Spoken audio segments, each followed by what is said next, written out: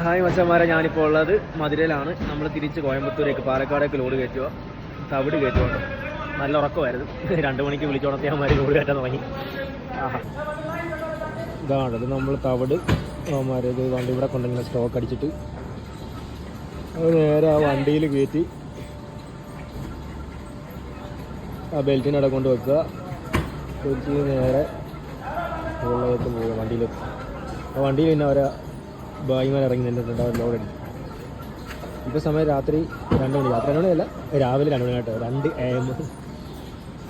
ഇത് വലിയ ഗോഡാണ്, അവിടെ എല്ലാം ഫുള്ള് അടിച്ചു വെച്ചത്.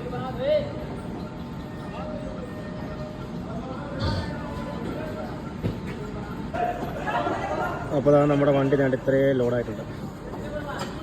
ഉണ്ടാ ഇത് ഹൈറ്റ് ഇത്തിരി കൂടുതലാണ്.